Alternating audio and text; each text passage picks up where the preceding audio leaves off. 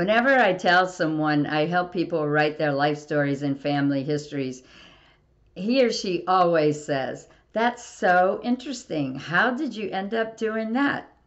Well, I think that's a pretty interesting story too.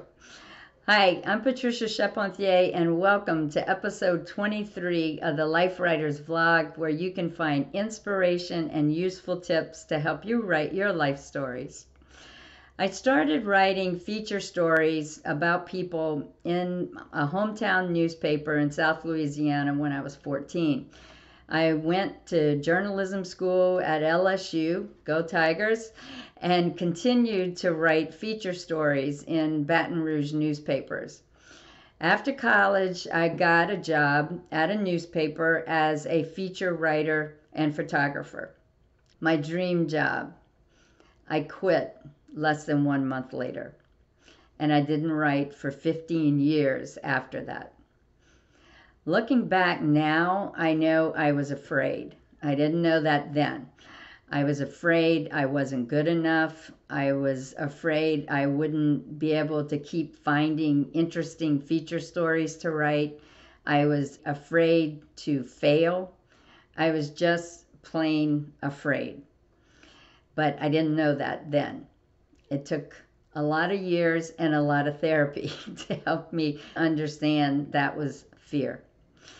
In my late 30s, when I finally started writing again, I thought I would write my own stories. And I knew then I wouldn't run out of material.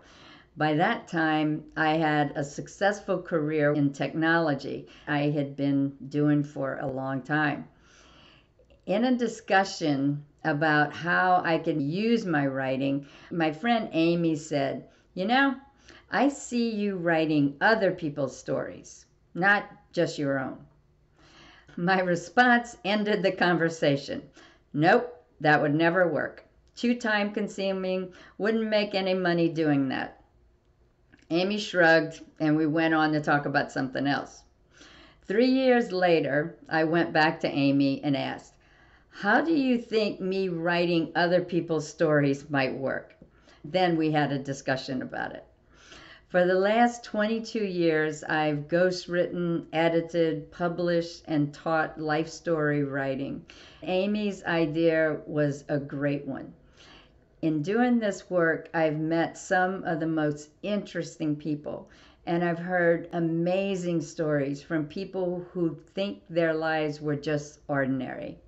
I've made new friends, and I've worked with incredibly talented colleagues. Best of all, I feel like I may have played a small part in helping people write and gain insight into their past, have stronger connections with family and loved ones, leave a legacy that will live on long after them. Yeah, Amy's idea was right. There's no work I could do that would give me the joy and the satisfaction and the sense of purpose I live every day. Thank you. Thank you for being a part of my world. I'd love to hear how you came to write your life stories. What prompted you to do it? How did you feel the nudge? Tell us about it down in the comments section below.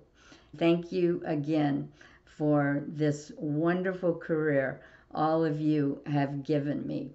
If you enjoyed this week's episode, you will love our Life Writers membership. Whether you don't know where to start writing your life stories, have started and stopped many times, or have been writing but want to receive feedback to make your stories better, the Life Writers membership is where you need to be. We have a Get Started roadmap, an extensive library of instructional videos, live events via Zoom, and a supportive and active community. If you want to take the stories that live in your heart and mind and put them onto the page, check out Life Writers at lifewriters.us.